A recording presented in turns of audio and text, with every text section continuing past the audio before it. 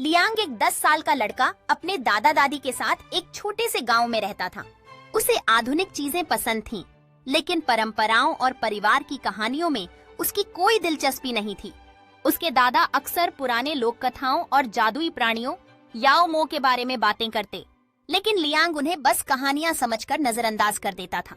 एक दिन लियांग ने अपने दादा को याओ मो की कहानियां सुनाते हुए सुना और वह एक पल के लिए रुका। उसकी आंखों में जिज्ञासा की चमक थी और उसने अपने दादा के शब्दों को ध्यान से सुना।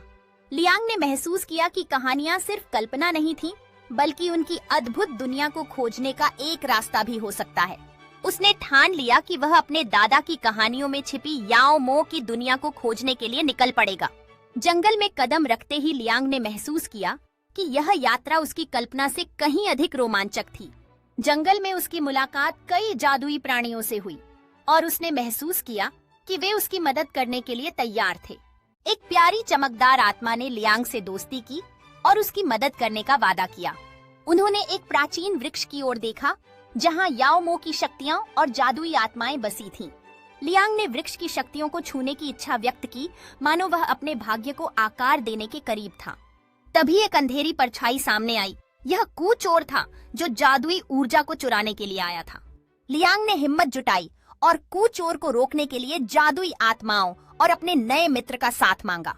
उन्होंने मिलकर एक चमकदार ढाल बनाई जो कू चोर के अंधेरे से टकराई और उसकी शक्ति को कमजोर करने लगी।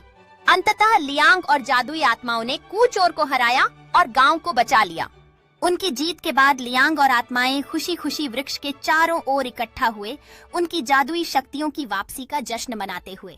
लियांग ने महसूस किया कि यह केवल एक शुरुआत थी और उसने अपने गांव की जादुई दुनिया को फिर से खोजने का संकल्प लिया। गांव लौटकर लियांग ने अपनी यात्रा की कहानी सुनाई और सबको जादुई प्राणियों और उनकी शक्तियों के बारे में बताया। गांव वासियों ने लियांग की बहादुरी का जश्न मनाने के लिए मिलकर एक बड़ा उत्सव आयोजित किया।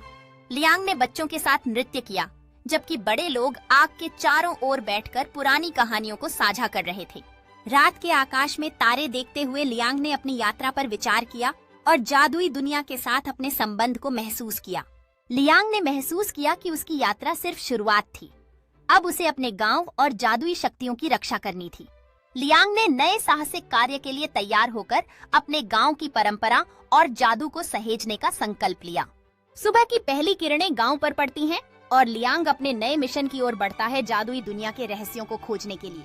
जंगल की गहराई में कदम रखते हुए लियांग ने महसूस किया कि उसकी यात्रा में कई चुनौतियां और रहस्य छिपे हैं। जंगल में लियांग ने एक प्राचीन बुद्धिमान जीव के साथ मुलाकात की, जिसने उसे जादू और प्रकृति के संतुलन के बारे में बताया। लियांग ने ड्रैगन की बातें ध्यान से सुनी और जादुई भूमि के मानचित्र को देखकर एक नई दिशा प्राप्त की।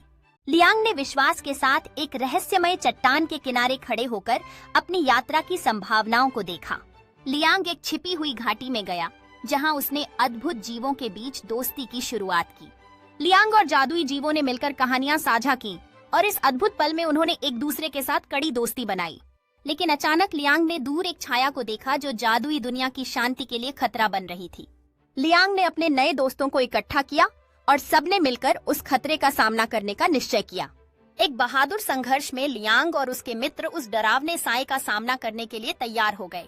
लियांग ने अपने जादुई लालटेन की शक्ति का उपयोग किया, अंधकार पर प्रकाश की लहरें भेजते हुए। लियांग ने अंधकार में छिपे हुए उस साए के भीतर की आत्मा को पहचानने की कोशिश की, यह दिखाते हुए कि वह बदलने की आशा रखता है। धीरे धीरे लियांग की रोशनी ने उस साए को एक सुंदर आत्मा में बदल दिया और सबने साथ मिलकर इस नई शुरुआत का जश्न मनाया। लियांग ने अपनी नई दोस्ती को गांव में वापस लाकर सभी के चेहरों पर खुशी और राहत के भाव बनाए। गांव में एक हृदय स्पर्शी उत्सव मनाया गया, जहां लियांग ने अपनी रोमांचक कहानियां बताई। लियांग और उसके दादा ने गर्व से गांव को देखते हुए एक नई आशा की किरण महसूस की। लियांग ने गांव के बच्चों को परंपराओं और कहानियों के बारे में सिखाना शुरू किया, जिससे उन परंपराओं का संरक्षण हुआ। गांव के बुजुर्गों ने अपनी कहानियां साझा की, जिससे समुदाय की कहानी और भी समृद्ध हुई। लियांग ने समाप्त हुए भित्ति चित्र की प्रशंसा की, जो गांव के एकजुट प्रयास का प्रतीक था। गांव में सब लोग मिलकर भविष्य के उत्सवों की तैयारी कर रहे थे, जहां खुशियां और हंसी बांट रही थी। लियांग ने समुदाय के सभी सदस्यों से उत्साह के साथ अपने विरासत और भविष्य के महत्व के बारे में बात की।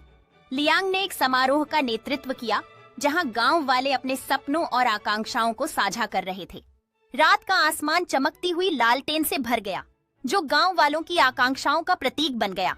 लियांग और उसके दादा आग के पास बैठकर अतीत की कहानियां साझा कर रहे थे, जबकि भविष्य की नई रोमांचों